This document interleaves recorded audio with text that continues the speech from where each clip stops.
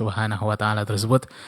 Dari sekian banyak nikmat tersebut, ikhwatal Islam, para pendengar rahimakumullah, kita kembali bersua di udara di gelombang 103,4 HIDFM, saluran radio Hidayah, saluran tilawah Al-Quran dan kajian ilmiah Islam, untuk kembali menyimak kajian secara langsung bersama guru kita Ustadz Syamsuri Zalabu Fawdan Hafidhullahu Ta'ala dalam kajian pembahasan kitab Al-Adabul Mufrad.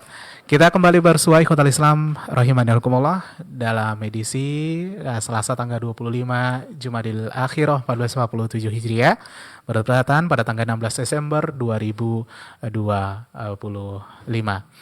Kaum muslimin dari Simar, para pendengar rahimakumullah, kita telah bersama guru kita Ustadz Syamsuri Zalabu Fawdan Hafidhullahu Ta'ala. Sebelum kita mulai, kita sapa Ustadz terlebih dahulu.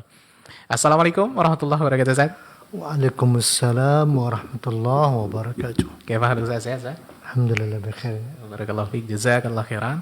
Semoga Ustaz senantiasa diberikan kesehatan yang memudahkan segala urusannya. Amin ya rabbal alamin. Baik, para pendengar rahimakumullah dan pemirsa yang semoga dirahmati Allah Subhanahu wa taala. Untuk tema kita hari ini, Ustaz akan membahas tentang ibu adalah sosok yang paling penyayang.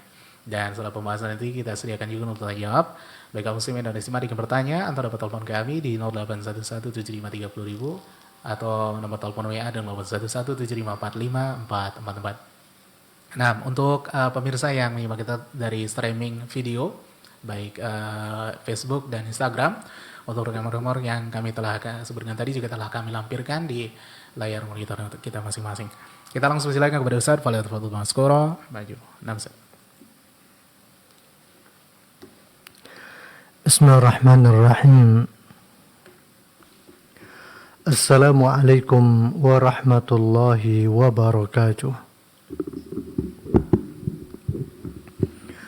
Innal hamdalillah nahmaduhu wa nasta'inuhu wa nastaghfiruh wa na'udzu billahi min shururi anfusina wa sayyiati a'malina.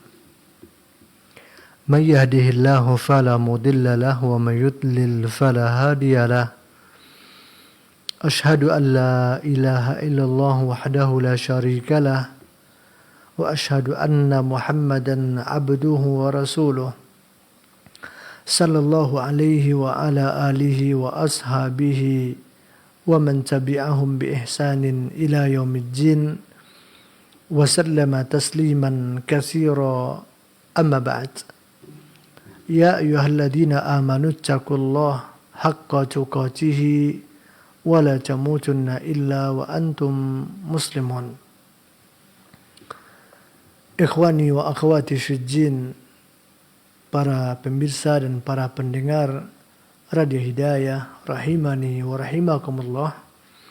Alhamdulillah wa syukurillah, di pagi yang berbahagia ini kembali kita bersua di salah satu program kajian keilmuan Islam yang sudah kita lewati dalam waktu yang cukup panjang bersama kitab Al-Adabul Mufrad karya Imam Abu Abdullah Muhammad bin Ismail bin Ibrahim bin Mughirah Al-Bukhari rahimahullahu ta'ala.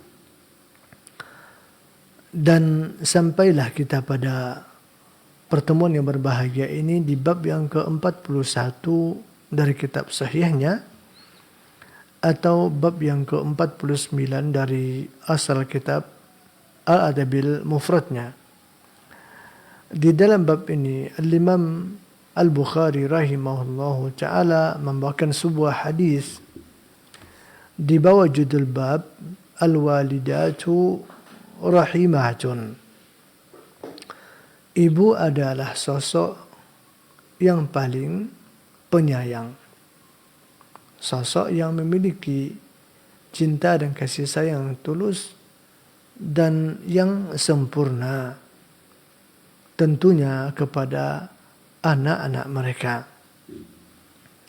Di dalam bab ini Al-Imam Al-Bukhari rahimahullahu ta'ala membawakan hadis yang diriwayatkan dari Anas bin Malik khadimur Rasuli sallallahu alaihi wa alihi wasallam, di mana Anas ini pernah menceritakan sebuah kisah atau kejadian datangnya seseorang kepada ibunda Aisyah radhiyallahu taala anha. Kata Anas bin Malik, "Ja'at imra'atun ila Aisyah radhiyallahu taala anha, fa'atatha Aisyatu 3 marat." Suatu hari ada seorang wanita, seorang ibu, dengan membawa 2 orang anaknya datang kepada ibunda Aisyah radhiyallahu taala anha. Setelah bertemu, ibunda Aisyah radhiyallahu taala anha memberikan kepada ibu tersebut 3 buah kurma. Fa'atat kulla sabiyyin laha tamratun. Dan oleh sang ibu tersebut, kurma itu pun dibaginya dengan 2 anaknya tersebut, yang masing-masing anak itu diberikan 1 biji kurma. Wa amsakat li nafsiha tamara, sehingga tersisa 1 biji kurma lagi di tangan sang ibu tersebut. Fa'akal sibyanu at-tamrataini wa nazara ila ummiha. Lalu anak tersebut menyantap dan memakan kurma yang diberikan oleh sang ibu kepada mereka. Sambil memakan kurma tersebut, sang anak itu pun juga menoleh kepada sang ibu. Fa'amidat ila tamrah, dan maksud dari pandangan dan tatapan sang anak kepada ibu itu dapat dia pahami oleh sang ibu kalau sekiranya sang anak itu masih menginginkan 1 biji kurma yang ada di tangan sang ibu, yang barangkali awalnya sang ibu juga hendak memakannya. Akan tetapi ketika beliau melihat anak kecil ini menatap kepadanya, memandang kepada kurma yang ada di tangannya itu, yang dari situ dipahami kalau sang anak itu masih menginginkannya, maka fasyaqqatha fa'atat kulla sabiyyin nisfa tamarah. Maka oleh sang ibu 1 biji kurma yang tersisa di tangan itu dibelahnya menjadi 2. Separuh diberikan kepada 1 anak dan separuhnya lagi diberikan kepada yang satunya lagi. Nah, kejadian itu disaksikan langsung oleh ibunda Aisyah radhiyallahu taala anha. فجاء النبي صلى الله عليه وآله وسلم فأخبرته عائشة رضي الله تعالى عنها. Kemudian setelah itu Nabi pun pulang. Oleh Aisyah radhiyallahu taala anha, barangkali saking dia tercengangnya, saking takjubnya beliau melihat apa yang tadi dilakukan oleh sang ibu kepada 2 orang anak kecilnya, sehingga Aisyah radhiyallahu taala anha menceritakan itu kepada baginda Rasul sallallahu alaihi wasallam. Setelah mendengarkan cerita Aisyah, apa kata Rasul sallallahu alaihi wasallam? "Wa ma yu'jibuki min dzalik? Laqad rahimahallahu birahmatiha sabiyaiha." Kata Rasul, apa yang mengherankan, apa yang menakjubkan engkau dari kejadian itu, wahai Aisyah? Apa yang menarik bagi engkau? Kemudian Nabi melanjutkan ucapannya, sungguh ibu itu telah dirahmati atau telah mendapatkan rahmat dari Allah Azza wa Jalla dengan sebab rahmat dan kasih sayang kepada dua orang anaknya itu. Inilah hadis yang dibawakan oleh Imam Al-Bukhari rahimahullahu ta'ala di dalam bab ini. Dari hadis ini, dari kisah ini ya ikhwani, ya akhwati fid jin, para pendengar dan para pemirsa rahimani wa rahimakumullah, terdapat sejumlah pelajaran terutama yang berkenaan dengan judul bab yang dituliskan oleh Imam Al-Bukhari rahimahullahu ta'ala. Yang pertama sekali, seperti yang disebutkan juga oleh para pensyarah hadis, dari hadis ini, dari kisah yang diceritakan oleh Anas bin Malik radhiyallahu ta'ala anhu, dan juga yang diceritakan oleh Ibunda Aisyah kepada baginda Rasul sallallahu alaihi wasallam, serta respon Nabi setelah mendengarkan cerita dari Ibunda Aisyah radhiyallahu ta'ala anha, terdapat dalil yang menunjukkan betapa luar biasanya kasih sayang seorang ibu kepada anak-anaknya.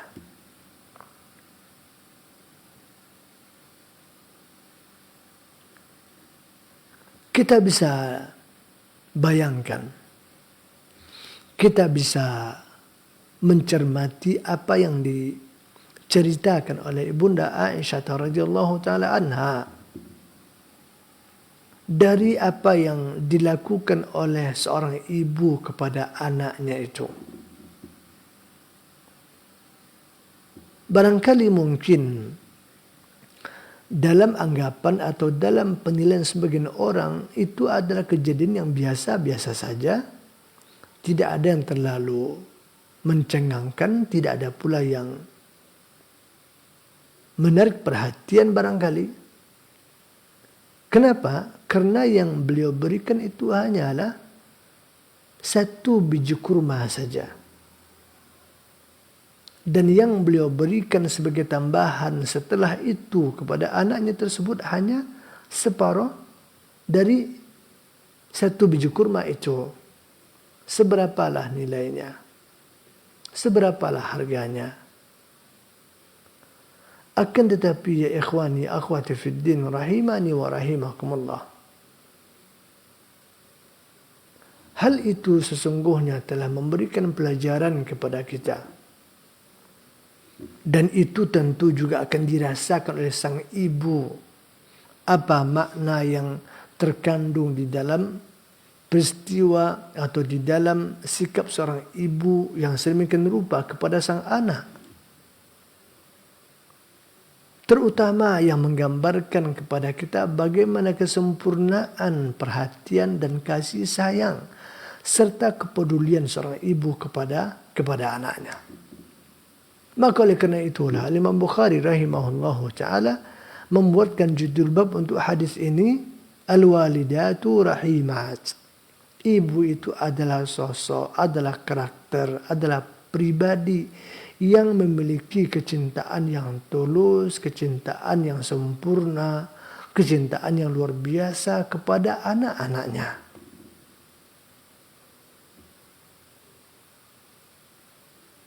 Ini yang pertama ya ikhwani.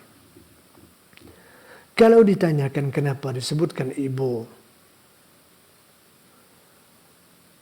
di samping memang kisah ini berkenaan dengan seorang ibu dan anaknya, akan tetapi tidak juga dapat dipungkiri bahwa kasih sayang ibu kepada anak kalau seandainya dibandingkan dengan kasih sayang ayah kepada anaknya itu akan berbeda.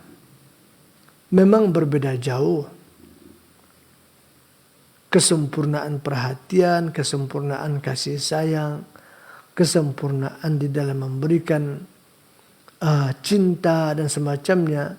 Seorang ibu itu jauh lebih sempurna jauh lebih tulus, jauh lebih perhatian dan pengertian kepada anak-anak mereka dibandingkan sang ayah. Dan itu tidak dapat dipungkiri. Dan manusia telah mengatakan itu dan telah mengakui itu. Mau mereka adalah orang tua yang, mau mereka adalah seorang muslim atau mukmin atau orang-orang di luar Islam. Apakah dia orang peduli agama atau tidak peduli agama, semua akan bersepakat di bab ini bahwa kasih sayang dan cinta seorang ibu amatlah tulus dan tidak akan bisa dibandingkan dengan cinta dan kasih sayang siapapun, hatta dibandingkan ayahnya atau dibandingkan suaminya kepada anak-anaknya. Dan ini pun juga sudah menjadikan kata-kata hikmah yang beredar di tengah-tengah masyarakat kita, bahkan seluruh masyarakat, yang menggambarkan bagaimana tulus dan sucinya kecintaan dan kasih sayang ibu kepada anak-anak mereka. Ini yang pertama, ya ikhwani rahimani wa rahimakumullah. Di antara faedah yang kedua adalah di hadis ini juga terdapat dalil dan bukti bahwasanya orang yang atau seorang ibu, bahkan juga seorang hamba, seorang muslim yang punya perhatian dan kasih sayang terhadap sesama, maka orang yang seperti itu bisa dipastikan dengan sikapnya itu, dengan kelebihan yang dia miliki itu, dia juga berhak untuk mendapatkan kasih sayang dari Allah Subhanahu wa taala, mendapatkan rahmat dari Allah Subhanahu wa taala. Sebagaimana yang dikatakan oleh baginda Rasul sallallahu alaihi wasallam di dalam hadis ini.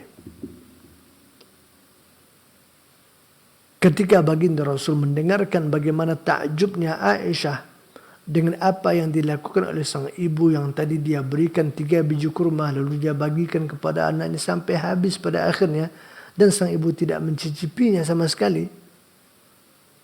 Kata Rasul sallallahu alaihi wasallam, apa yang menakjubkan engkau wahai Aisyah dengan kejadian itu? Ketahuilah bahwasanya, kata Rasul sallallahu alaihi wasallam, laqad rahimahallahu bi rahmatiha sabiyaiha. Ketahuilah bahwa ibu itu telah dirahmati, telah mendapatkan kasih sayang dari Allah Azza wa Jalla dengan sebab kasih sayang yang dia berikan kepada 2 orang anaknya itu.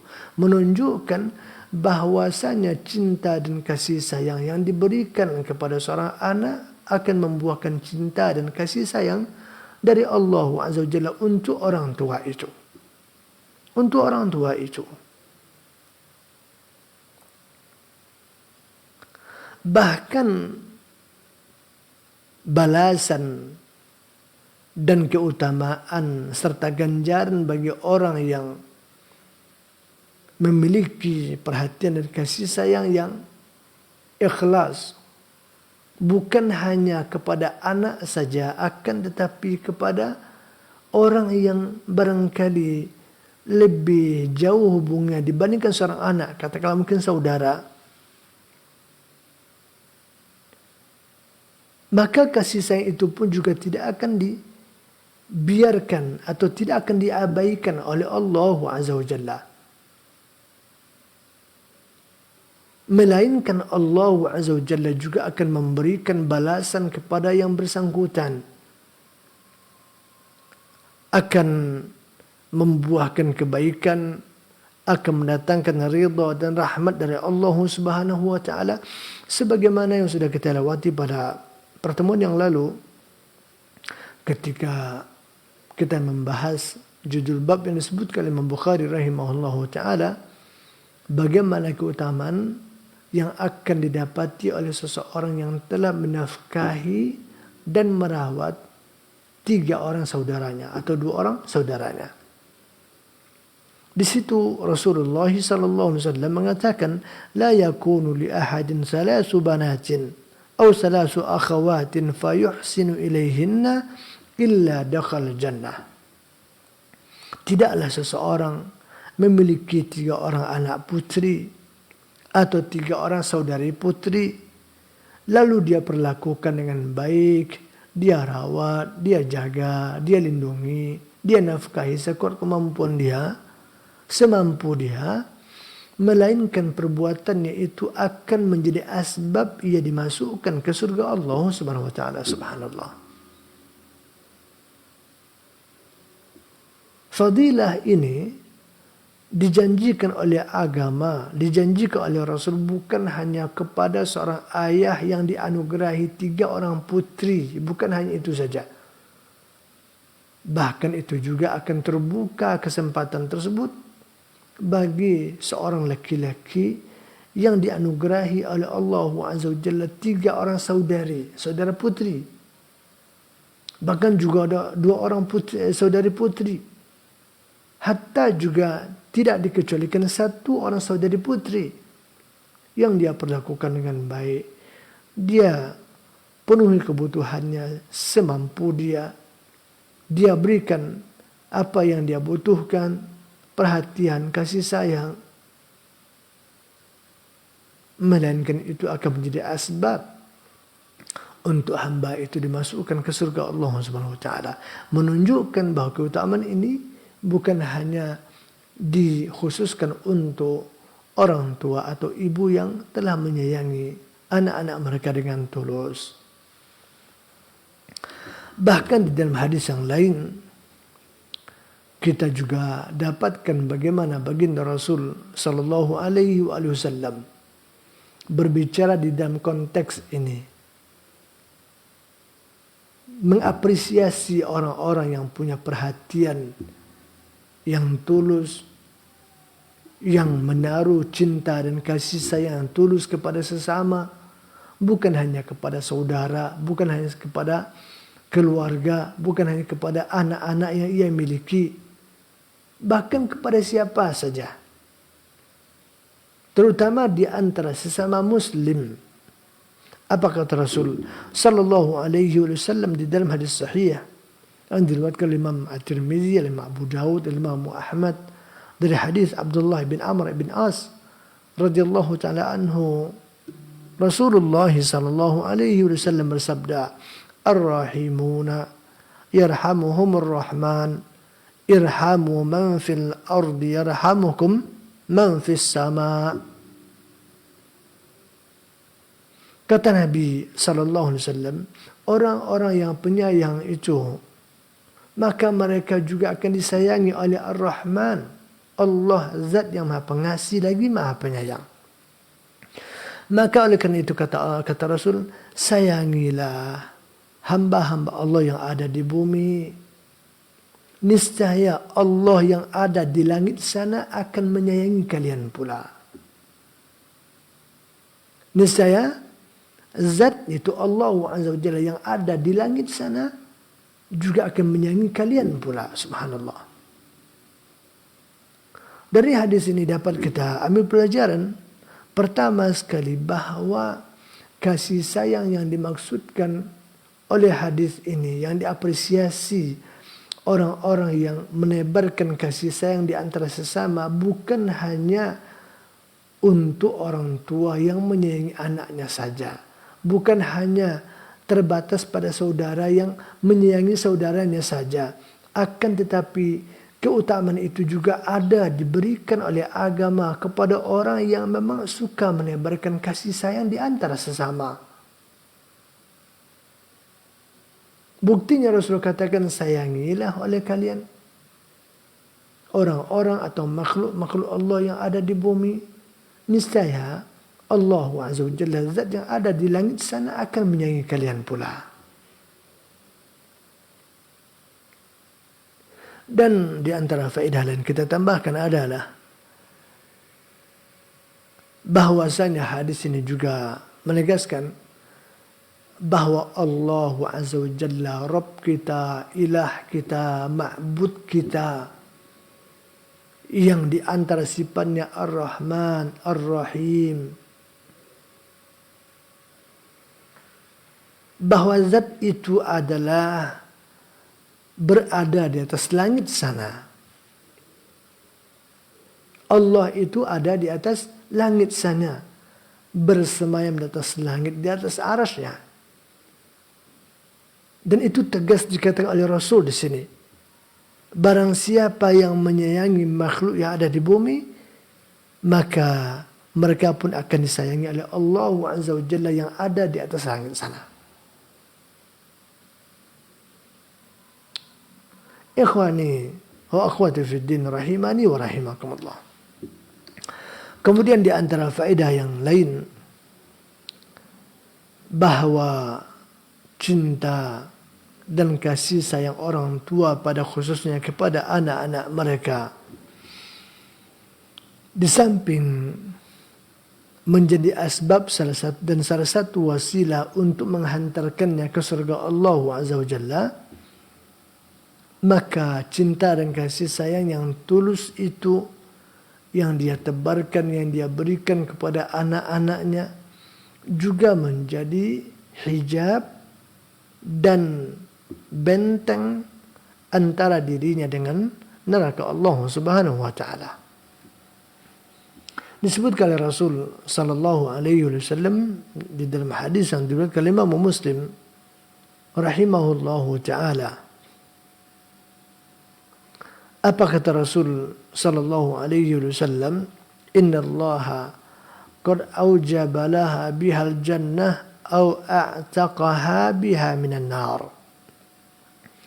Sesungguhnya kasih sayang ibu kepada anak-anaknya itu akan menjadi sebab ia pasti akan dimasukkan ke dalam surga Allah Subhanahu wa taala, atau akan menjadi sebab dia dibebaskan dari neraka Allah Subhanahu wa taala.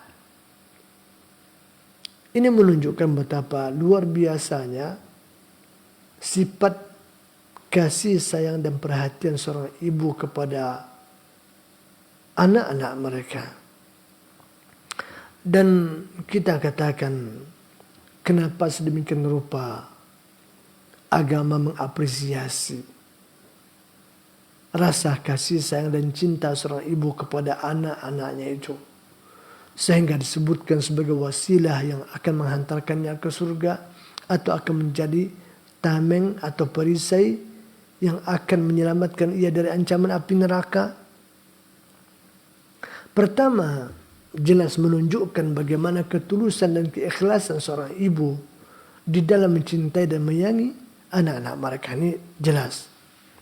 Yang kedua adalah karena ibu ini dengan kasih sayangnya yang begitu sempurna, dengan perhatian dan cintanya yang begitu tulus kepada anak-anak mereka, dengan kelemahan fisik yang dia miliki, dengan keterbatasan dalam segala hal yang Allah jadikan sebagai fitrah mereka, akan tetapi mereka tetap berusaha memberikan yang terbaik kepada anak-anaknya, mencintai dengan tulus, menyayangi dengan ikhlas, tanpa pamrih, tidak mengharapkan apa-apapun.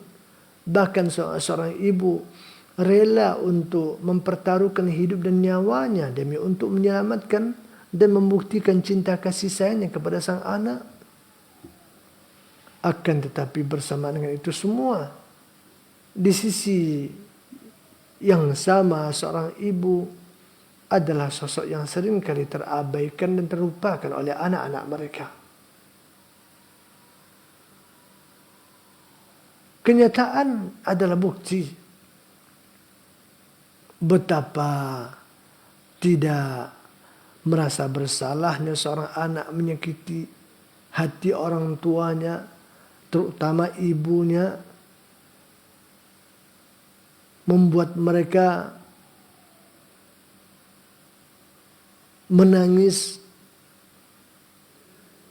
karena tingkah dan perilaku sang anak yang telah menorehkan luka dan kekecewaan di hatinya. Dan itu adalah kenyataan yang Setiap hari barangkali semua kita mungkin menyaksikannya. Padahal kalau seorang anak mengerti dan sadar apa yang telah diberikan oleh sang ibu kepadanya, pengorbanan, keikhlasan, ketulusan yang Allah saja mengakui itu, dan Rasul saja mengapresiasi itu, mengakui itu, harusnya anak tentu akan lebih lagi seharusnya, karena mereka yang menjadi objek tempat orang tua mencurahkan kasih sayang itu. Akan tapi apa yang terjadi ya ikhwan? Tidak jarang-jarang seorang anak menyakiti orang tuanya, menyakiti ibunya, mengasari ibunya, bahkan memperlakukan sang ibu laksana pesuruh dan pekerja di rumah tangganya. Sehingga kita bisa bayangkan bagaimana tersaitnya perasaan ibu, bagaimana ditusuknya hati dan perasaan sang ibu oleh sikap dan perbuatan sang anak kepadanya. Maka oleh kerana itu pula lah Allah Azza wa Jalla memberikan penghormatan yang sangat luar biasa kepada sang ibu yang tulus, sang ibu yang ikhlas, sang ibu yang jujur di dalam mencintai dan menyayangi sang anak apapun yang mereka lakukan kepadanya.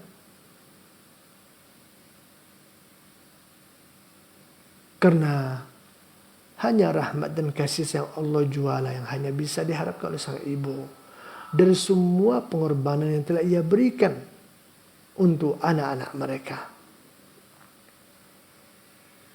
Dan ini juga semakna dengan sabda Rasul sallallahu alaihi wasallam yang mengatakan inna izamal jaza ma'a syiddatil bala. Sesungguhnya besarnya pahala itu sangat erat hubungannya dengan beratnya ujian dan cobaan yang kita hadapi dan kita alami. Semakin berat ujian dan cobaan, maka akan semakin besar pahala yang akan diberikan oleh Allah Azza wa Jalla. Dan lihatlah, tidak dapat dipungkiri betapa beratnya perjuangan orang tua sang ibu, betapa besarnya pengorbanannya, dan betapa besarnya ujian dan penderitaannya di hadapan anak-anaknya. Maka oleh Allah Azza wa Jalla, perjuangan mereka yang tulus, pengorbanan begitu besar, yang kadang-kadang mereka mendapatkan kekecewaan dari sang anak, akan diberikan balasan, akan diapresiasi, dan akan dihormati dan diberikan ganjaran luar biasa oleh Allah Subhanahu wa taala. Yang mana ketulusan mereka itu, keikhlasan mereka itu akan dijadikan sebagai asbab dia dikasih sayang oleh Allah Azza wa Jalla. Itulah yang akan menyebabkan ia dimasukkan ke surga Allah, dan itulah yang akan menjadi salah satu asbab mereka diselamatkan dari ancaman neraka Allah Subhanahu wa taala. Ikhwani fillah rahimani wa rahimakumullah. Kemudian di antara faedah yang lain yang bisa kita ambil dari hadis yang mulia ini adalah bahwasanya sesuatu yang sedikit tidaklah menjadi penghalang untuk seseorang bisa bersedekah. Artinya, tidak pula ada alasan bagi seseorang untuk tidak bersedekah dengan alasan dia hanya memiliki sesuatu yang sedikit saja. Atau mungkin hanya pas-pasan saja. Atau barangkali seperti ungkapan sebagian orang, cukup saja belum, bagaimana mungkin akan bisa berbagi. Begitu ya. Sebenarnya dalam perspektif Islam, sesuatu yang sedikit kepemilikan, sedikit yang kita punya, sebenarnya kalau seandainya kita mau, tidak pula menjadi penghalang bagi kita untuk bersedekah. Lihatlah apa yang dilakukan oleh sang ibu kepada sang anaknya. Beliau hanya membagikan masing-masing mereka satu butir kurma saja. Kemudian dia tambah dengan masing-masing separuh satu buah kurma saja. Coba bayangkan. Akan tetapi dengan itu kata Rasul sallallahu alaihi wasallam, Allah Azza wa Jalla telah mencurahkan pula kasih sayang dan rahmatnya kepada sang ibu tersebut. Padahal yang dia berikan apa? Cuma 1,5 biji kurma untuk masing-masing anaknya 2 orang itu. Menunjukkan sesuatu yang sedikit itu tidak pula menjadi penghalang bagi kita untuk bersedekah. Makanya oleh Rasul sallallahu alaihi wasallam dikatakan dalam hadis yang diriwayatkan oleh Imam Muslim rahimahullah, la tahqiranna minal ma'rufi syai'a. Jangan engkau meremehkan kebaikan itu sekecil apapun dia. Kalau kita nggak bisa berimpak satu bidang kebun kurma seperti sahabat-sahabat dulu, ya mungkin sebatang pohon kurma. Nggak bisa juga setandan buah kurma. Nggak bisa juga ya 1 bungkus lah, mungkin hanya 1 kilo, setengah kilo, ya kan? Nggak bisa juga 1 biji kurma. Nggak bisa lagi setengah biji kurma. Nah, jangan sedekahkan bijinya saja ya, biji kurma. Ya. Subhanallah. Itu adalah hal yang sangat diapresiasi dalam Islam. Jangan remehkan itu. Oh, nggak punya sesuatu, nggak punya juga. Saya nggak punya kurma, oh nggak ada. Tapi ketahuilah, tidak juga menjadi penghalang bagi kita untuk bersedekah. Karena dalam Islam sedekah itu tidak selamanya berupa harta benda.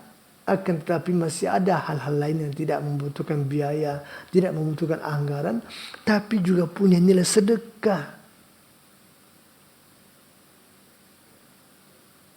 Di dalam hadis ini, yang tadi kita baca, Nabi katakan, walau antal ko akhaka biwajhin taliq. Engkau bertemu dengan saudaramu, menyambut saudaramu dengan wajah ceria, itu sudah merupakan kebaikan bagi engkau. Nah, di hadis lain, lebih tegas lagi Nabi katakan, dalam kata sedekah, tabassumuka fi wajhi akhika sadaqah. Engkau memberikan senyum kepada saudaramu, di hadapan saudara engkau sambut ia, engkau temui ia dengan wajah yang ceria, memberikan, menebarkan sekilas senyuman. Itu saja kata Nabi sudah bernilaikan sedekah. Sudah bernilaikan sedekah. Di dalam hadis lain yang diriwayatkan Imam Bukhari dan Muslim, Nabi katakan, ittaqun nar walau bisyikki tamarah. Bentengilah diri kalian, jagalah diri kalian dari ancaman neraka, sekalipun hanya dengan mengimpakkan sebutir atau sesayat 1 biji kurma. Subhanallah. Fa illam tajid fa bi kalimatin thayyibah. Kalau enggak punya kurma itu, sekurang-kurang 1 kalimat yang baik saja. Subhanallah. Jadi sebenarnya ruang dan lapangan untuk bersedekah itu sangat luas sekali.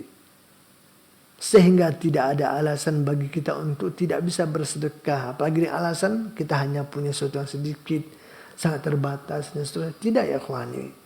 Makanya para ulama katakan sedikit itu tidak pula berarti atau menjadi penghalang kita untuk bersedekah. Karena sedekah itu bisa dilakukan dalam kondisi bagaimanapun, kapanpun, bahkan gak punya harta benda pun kita masih bisa bersedekah. Memberikan senyuman kepada sesama, bertemu dengan sesama dengan wajah yang ceria, atau mengucapkan 1 kalimat yang baik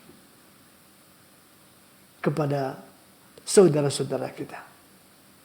Bahkan di hadis yang lain yang disebutkan oleh Rasul sallallahu alaihi wasallam, di antara sedekah yang paling bermakna itu adalah sururun tudkhiluha ala qalbi muslim, yaitu rasa gembira, rasa bahagia, rasa optimis yang kau masukkan, kau sematkan di hati seorang muslim.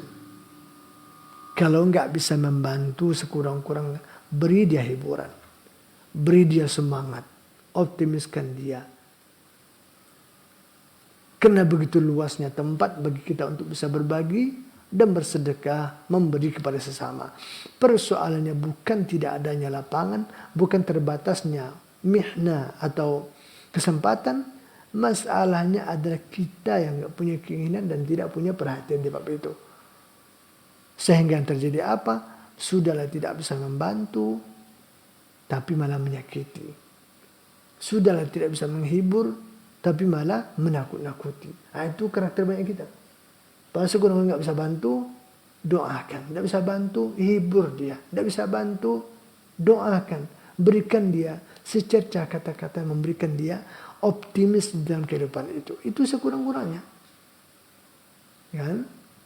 Ini sudah tidak senyum, bingar lagi, sadis lagi, pemarah lagi kan? Nah, ini masalahnya. Kalau tidak ya ikhwani, pintu kebaikan dan juga pintu sedekah sangat luas dan terbuka di hadapan kita semuanya. Ini barangkali yang bisa kita ambil faedah dari hadis yang mulia ini. Kita sampai jam berapa? Ya.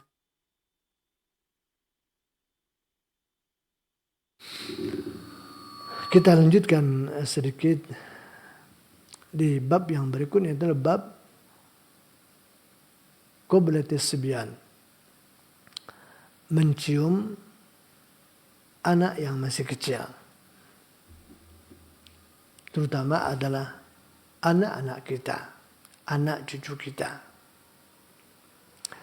Disebutkan oleh Imam Bukhari rahimahullahu taala di sini sebuah hadis yang juga diriwayatkan dari hadis Ibunda Aisyah radhiyallahu taala anha, bahwa satu hari jaa a'rabiyun ila Nabi sallallahu alaihi wa alihi wasallam. Suatu hari seorang Arabi ini adalah sebutan untuk orang-orang Arab Badui pinggiran yang tinggal di pedesaan yang jauh dari perkotaan dan keramaian. Dia datang kepada Nabi sallallahu alaihi wa alihi wasallam.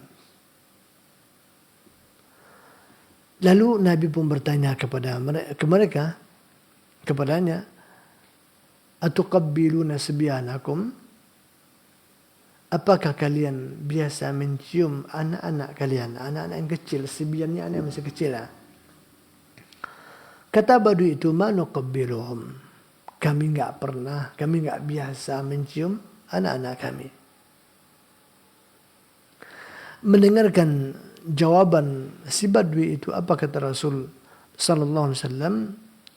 "Awa amliku laka an naz'a Allah min qalbika rahmah." Kata Nabi sallallahu alaihi wasallam, apakah engkau mau? Apakah engkau juga rela kalau seandainya Allah Azza wa Jalla mencabut rahmat itu dari hati-hati kalian? Rahmat ini maksudnya adalah rasa kasih sayang. Rasa kasih sayang. Apakah itu yang kalian mau? Apa itu kira-kira? Allah Azza wa Jalla cabut beneran rasa kasih sayang itu dari hati-hati kalian. Hadis ini memberikan faedah kepada kita. Pertama, bahwasanya ciuman orang tua kepada anak-anaknya ketika masih kecil itu merupakan sebuah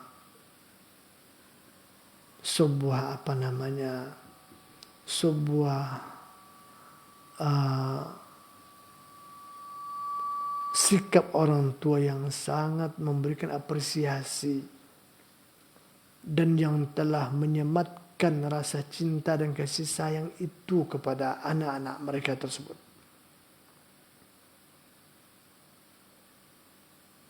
Sehingga sikap itu dipuji dan diperintahkan oleh Allah, oleh Rasul sallallahu alaihi wasallam.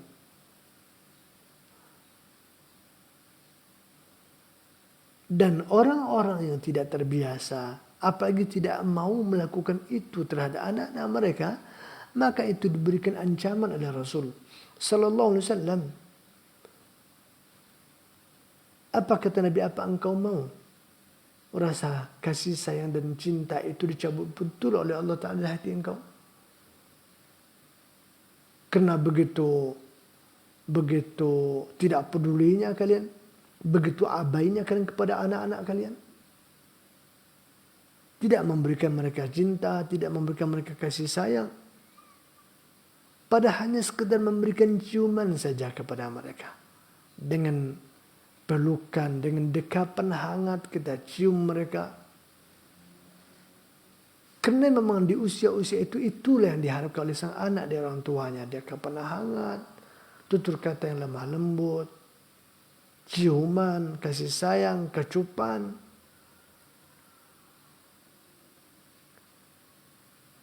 Ini yang harus kita perhatikan ya ikhwani. Ini yang harus kita berikan. Dan ini yang harus kita biasakan.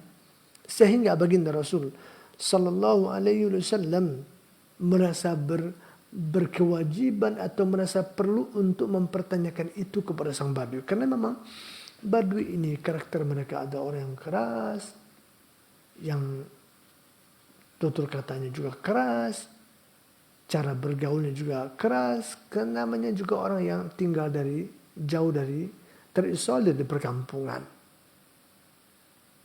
Apalagi memang karakter mereka ada orang yang keras. Apalagi cara berinteraksi dengan orang-orang yang berpendidikan, orang-orang yang punya peradaban. Mereka hanya bergaul di antara sesama, hari-hari bersama hewan ternaknya, bersama sawah ladangnya, bertemu dengan sesama tidak punya pendidikan dan tidak punya kepribadian yang baik. Sehingga tidak heran kalau memang di masyarakat mereka itu ya tidak hal yang langkah, bahkan mereka menganggap aneh kalau seandainya ada orang tua yang mencium anak-anak mereka.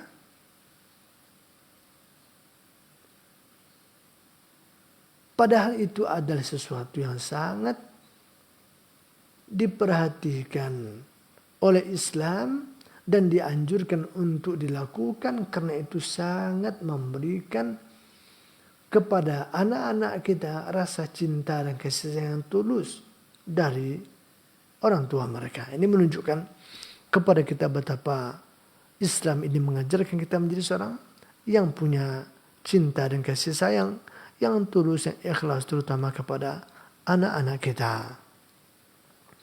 Kemudian hadis yang kedua dalam bab ini adalah hadis Abu Hurairah radhiyallahu taala anhu yang menceritakan apa yang dilakukan oleh baginda Rasul Sallallahu Alaihi Wasallam kepada Hasan ibn Ali, cucu kesayangan beliau.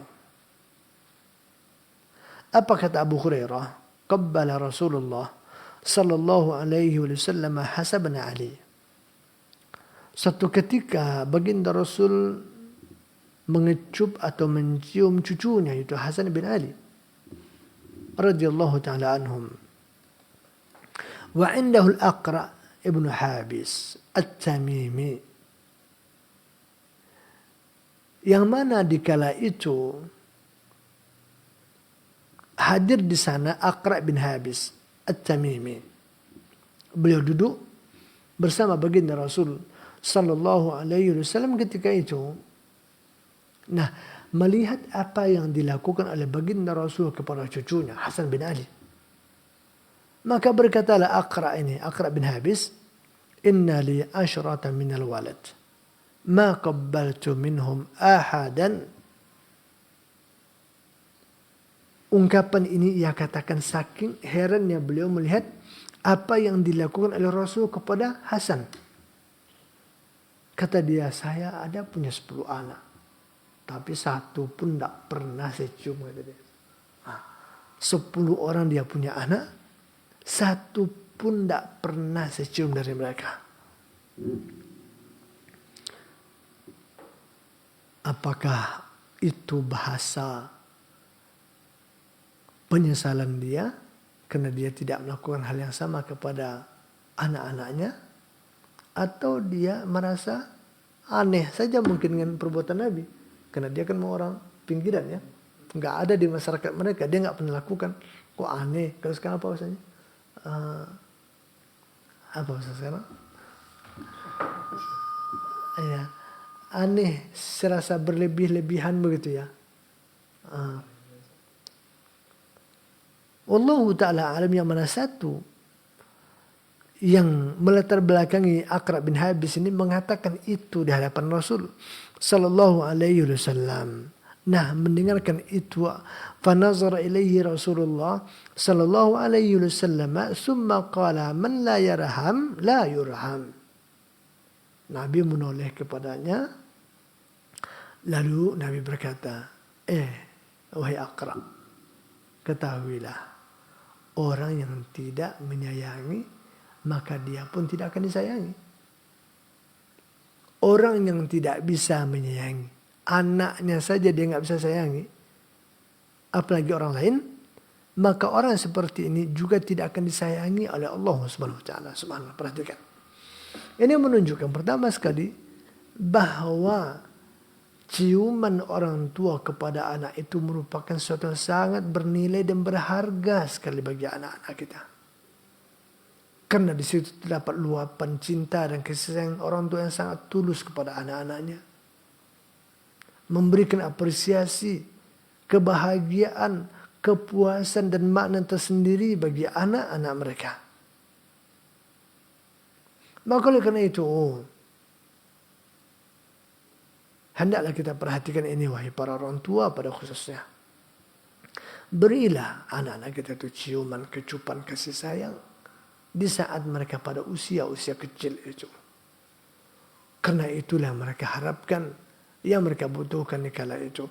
Dan ingat bahwa apa yang kita lakukan itu, walaupun dia sederhana atau mungkin dianggap biasa-biasa saja oleh sebagian orang, atau dianggap berlebih-lebihan dan semacamnya, kiranya itu adalah merupakan sesuatu yang sangat berharga di sisi Allah Azza wa Jalla.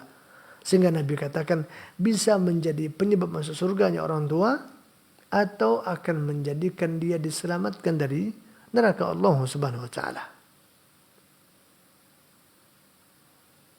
Makanya Nabi ajarkan itu kepada Aqra bin Habis, yang memang beliau adalah komunitas atau masyarakat yang mungkin tidak terbiasa dengan itu, sehingga beliau kaget dan merasa kaget saja ketika melihat baginda Rasul sallallahu alaihi wasallam melakukan itu kepada cucunya Hasan bin Ali. Sehingga Nabi katakan, man la yarham la yurham. Orang yang tidak menyayangi, maka dia pun tidak akan disayangi oleh Allah Subhanahu wa taala. Barangkali ini saja yang bisa saya sampaikan pada pertemuan kali ini. Mudah-mudahan faedah dan manfaat. Dan sebelum kita akhiri, kalau ada pertanyaan barangkali dipersilahkan. Allah taala alam bisawab. Barakallahu fiik, jazakallah khairan dari dua pembahasan yang telah disampaikan oleh Ustaz. Semoga menjadi taman ilmu kepada kita semuanya. Nah, ikhwatul Islam para pendengar rahimakumullah, kita masuk ke sesi kedua untuk mempersilahkan teman tunai yang bertanya. Kami persilahkan untuk menghubungi dari telepon di 0811-7530.000 atau nomor telepon WA di 0811-7545-444 juga kita persilahkan. Untuk pertanyaan-pertanyaan dari SMS dan WA silahkan dikirim di 0811-7545-444, dan juga kami ingatkan bagi pemirsa yang menyimak kita melalui streaming YouTube, maksudnya dari streaming Facebook dan Instagram, untuk nomor yang kami sebutkan juga telah kami lampirkan di layar monitor masing-masing. Kita coba angkat dari telepon. Assalamualaikum. Waalaikumsalam Ustaz. Dengan siapa namanya Bapak?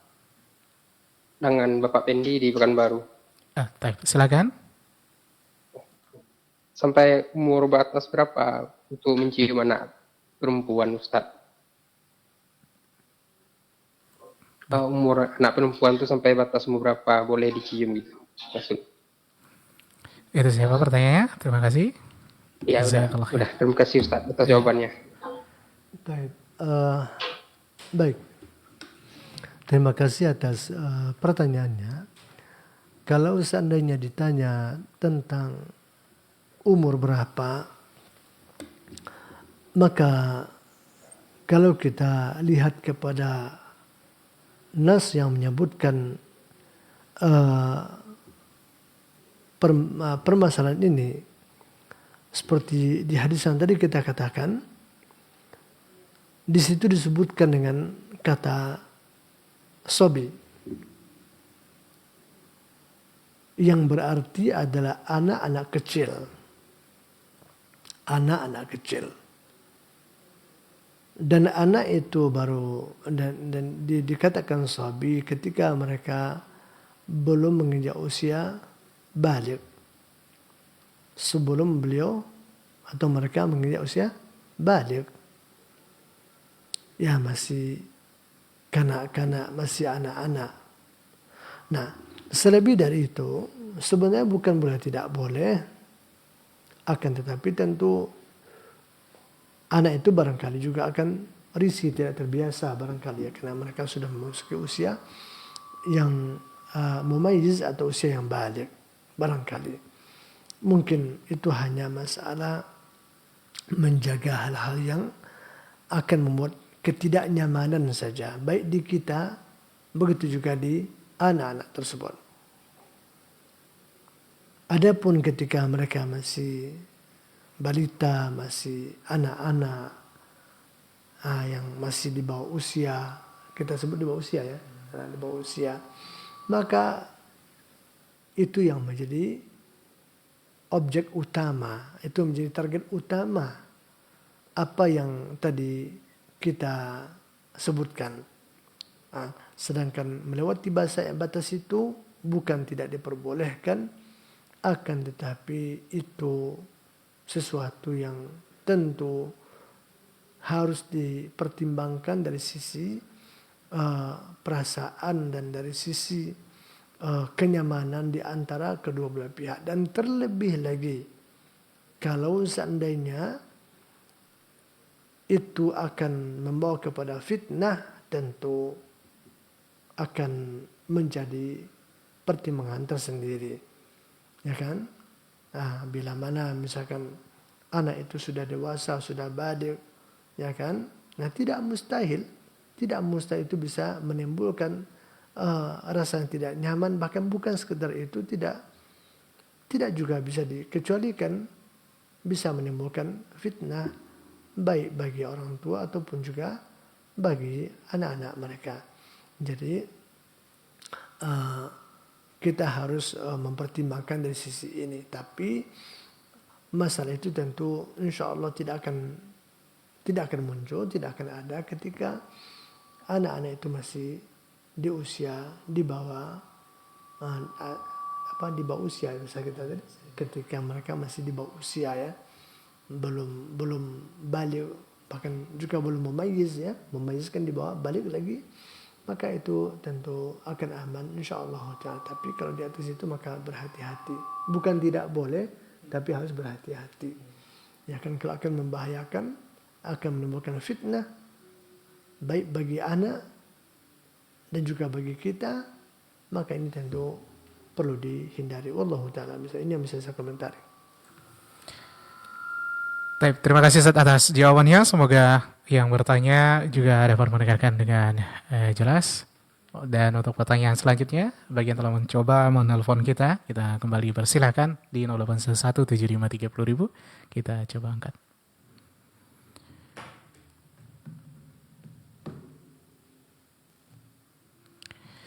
Assalamualaikum.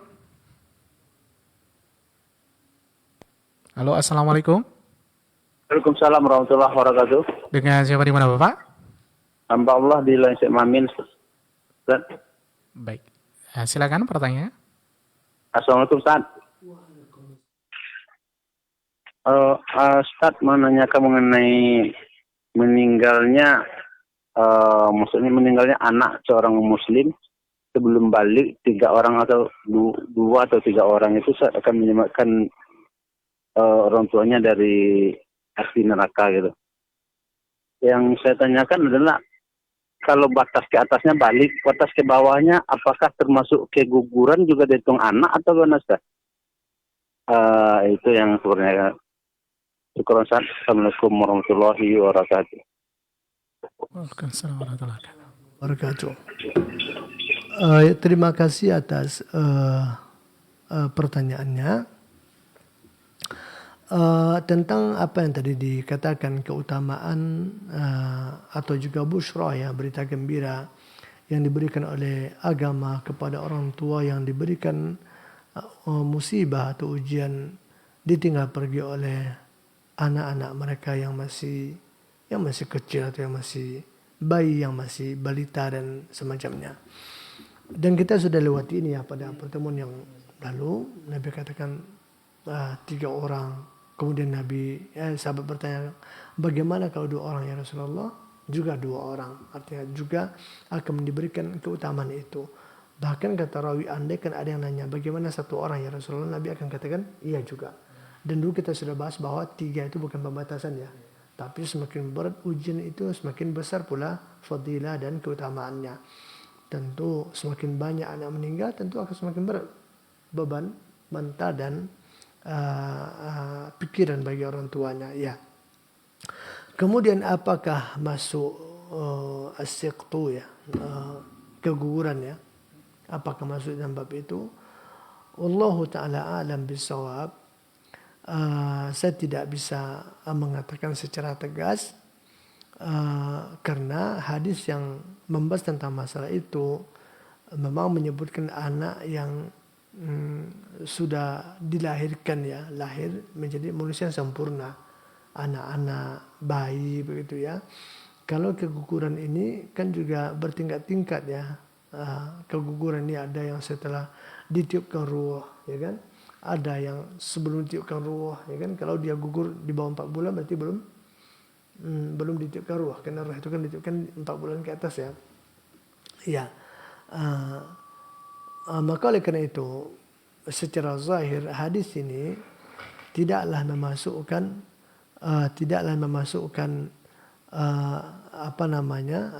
bayi yang meninggal keguguran, apatah lagi sebelum usia ditiupkan ruh ke dalam jasadnya, tidaklah masuk ke dalam pembahasan hadis itu. Ya kan?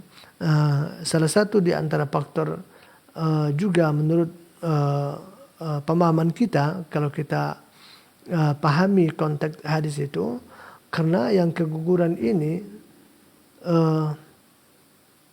kalaupun dia mungkin memberikan beban bagi orang tuanya, beban pikiran mental, tapi tentu tidak akan seberat beban mental ketika dia melihat anaknya yang sudah lahir, yang sudah menjadi manusia sempurna, apalagi sudah bisa tersenyum tertawa dengannya, sudah bisa bercanda dengannya, tentu akan berbeda dengan beban pikiran dan mental ketika anak itu meninggal keguguran, apalagi belum lagi berbentuk manusia yang sempurna. Nah, barangkali ini mungkin semua kita akan merasakan itu ya. Sementara tadi kita katakan di bab yang lain atau di kesempatan yang lain Nabi mengatakan pahala itu sangat identik sekali hubungan dengan beratnya beban mental, beban pikiran, atau beratnya musibah yang kita terima. Barangkali wallahu ta'ala ini yang saya pahami mungkin karena beban mental atau beban pikiran orang tua yang anaknya keguguran itu tidak seperti bagaimana dentuman tekanan batin kepada orang tua ketika ditinggal pergi oleh anaknya yang sudah dilahirkan dengan sempurna. Ini yang saya pahami setelah kita melihat, saya mencoba untuk memahami makna dari hadis yang menyebutkan tentang keutamaan yang tadi. Wallahu ta'ala bishawab. Ini yang saya pahami, barangkali nanti bisa ditanyakan kepada guru-guru kita yang lain untuk mendapatkan jawaban yang lebih pasti dan lebih meyakinkan bagi penanya pada khususnya dan bagi kita semua pada umumnya. Wallahu ta'ala bishawab. Barangkali masih ada pertanyaan. Satu pertanyaan Baik, fadhal. dari WA Ustaz. Baik. Di sini mungkin kita terima kasih sebelumnya Ustaz atas jawabannya dan semoga yang bertanya juga dapat menerangkan dengan jelas. Mungkin satu pertanyaan lagi dari WA di sini. Sebenarnya di sini ada 3 pertanyaan diajukan, mungkin satu saja kita coba angkat. Assalamualaikum Ustadz, mohon semoga Ustadz dan keluarga selalu dalam lindungan Allah dan rahmat Allah Subhanahu wa taala. Izin bertanya Ustadz, maaf di luar tema pertanyaannya. Anak yang dilahirkan dari hasil perzinaan tidak mendapatkan perwalian saat menikah, maksudnya anak perempuan.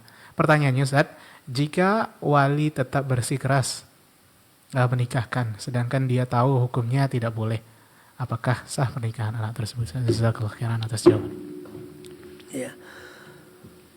Terima kasih atas pertanyaannya. Bahwasanya apa yang dikatakan dalam pertanyaan memang itulah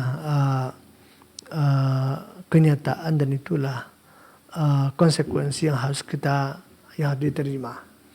Maka karena itulah Islam mengatakan bahwasanya zina itu wasa asabila, ada jalan yang paling buruk karena konsekuensinya panjang. Di antaranya akan kalau nanti anaknya lahir, hubungan itu membuahkan anak, ya kan, kemudian dilahirkan, maka banyak hal yang akan mencederai perasaan dan hati anak itu pada khususnya dan juga orang-orang yang ada di sekelilingnya, keluarganya dan semacamnya. Ya, karena akan terputuslah hubungan nasab secara syar'i. Hubungan perwalian juga akan terputuskan. Kalau anak ini perempuan, tentu sang ayah biologis ini tidak akan bisa menjadi wali. Kalau nanti mereka meninggal satu di antara keduanya, maka mereka tidak akan bisa saling mewarisi karena mereka tidak punya hubungan nasab yang syar'i. Ya. Kita fokus kepada pertanyaan, kalau seandainya sang ayah tetap memaksa dia menjadi wali bagi anak, berarti anak perempuan ya. Karena kalau laki-laki kan tidak butuh wali untuk menikah. Nah, pertama sekali kalau seandainya bapaknya bersikeras dengan berbagai macam alasan, terutama alasan paling urgent barangkali untuk menutupi aib masa lalu dia, ya kan? Sebenarnya walaupun bisa disiasati ya, kalau mau dipelihara juga, mau dijaga juga, ya kan? Dia mau pergi ke merantau atau pergi kemana, atau dia berpura-pura sakit barangkali sehingga dia serahkan perwalian kepada wali hakim, ya kan? Masih adalah 1001 cara yang bisa dilakukan, ya sekalipun mungkin tidak aman-aman betul, tapi sekurang-kurangnya ya sudah meminimalisasi masalah itu. Karena kalau seandainya dia paksain, apa ceritanya hubungan anak ini dengan suaminya ke depan? Tentu dia berhubungan dengan hubungan di luar nikah yang sah kan? Maka akan berkepanjangan. Dan itu juga yang makna hadis Nabi yang mengatakan bahwasanya anak zina itu adalah kejahatan yang ketiga. Ya kan, kena bisa berbuntut itu kan. Orang tuanya tak maksain dengan alasan menutupi masa lalu, sehingga anak itu akan jadi korban berikutnya gitu. Hubungan tidak halal, dikenakan nikahnya juga tidak halal secara syar'i. Nah, kemudian lalu apa solusinya? Nah, kita katakan dan kita harus ketahui bahwa hubungan perkara seperti ini, urusan seperti ini adalah termasuk perkara-perkara yang oleh agama diberikan kepada, dimasukkan ke dalam wilayah dan wewenang para waliul amr. Nah, alhamdulillah di negeri kita, kalaupun ada kekurangan barangkali dengan segala kekurangan, tapi ini merupakan sebagai salah satu solusi dan ini merupakan sebagai salah satu jalan yang paling aman yang bisa kita tempuh. Alhamdulillah. Nah, maka solusinya harus dibawa ke pengadilan. Dibawa ke pengadilan agama. Disampaikan itu perkaranya agar diberikan keputusan oleh waliul hakim. Ya kan? Agar diberikan keputusan itu. Hanya ini satu-satunya jalan bisa kita tempuh. Kalau seandainya kita tidak bisa memberikan pemahaman dan tidak bisa pula mendobrak benteng si ayah yang tetap mempertahankan dan kukuh di dalam masalah itu. Hanya itu saja. Kalau ditanyakan kepada Ustaz itu hanya bisa memberikan arahan, jawaban, penjelasan, tapi Ustaz itu nggak punya otoritas, ya kan, untuk melerai perkara itu. Yang bisa hanyalah waliul amr, kepada pemerintah. Alhamdulillah negeri kita termasuk negeri penguasa pemerintah yang sangat memperhatikan perkara-perkara itu dan juga telah membidangi masalah ini, sehingga sudah ada instansi terkait di bab ini kan, ada pengadilan agama, ada kementerian agama yang juga bisa menyelesaikan masalah ini. Maka itulah cara yang bisa kita tempuh. Nah, dan orang tua yang seperti ini perlu sadar, perlu mengerti dengan pikiran yang jernih, hati yang lapang. Nah, menyesal ya menyesal, taubat saya gemar taubat, tapi yang namanya hukum itu tidak akan bisa diubah. Itu sudah menjadi konsekuensi yang akan dihadapi dan akan terjadi di kemudian hari. Ini solusinya, dan itu cara yang bisa dilakukan, dan ini yang bisa saya komentari. Wallahu ta'ala alam bisawab. Sampai di sini pertemuan kita. Wassallallahu wasallama ala Nabi Muhammadin wa akhiru da'wana alhamdulillahi rabbil alamin. Wassalamualaikum warahmatullahi wabarakatuh. Waalaikumsalam warahmatullahi wabarakatuh. Barakallahu fiik, jazakallah khairan. Kembali kami cekkan kepada guru kita Ustaz Syamsuri Zawul Fawzan hafizahullah taala. Dari pembahasan kita Al-Adabul Mufrad telah kita dengarkan bersama. Semoga menjadi tambahan ilmu kepada kita semua dan menjadi ilmu yang diberikan Allah Subhanahu wa taala. Ikhwatal Islam, para pendengar rahimakumullah, kita akan kembali di pertemuan selanjutnya. Semoga Allah senantiasa memudahkan kita untuk kembali bersua. Barakallahu fiikum wa jazakumullah khairan atas kebersamaannya. Assalamualaikum warahmatullahi wabarakatuh.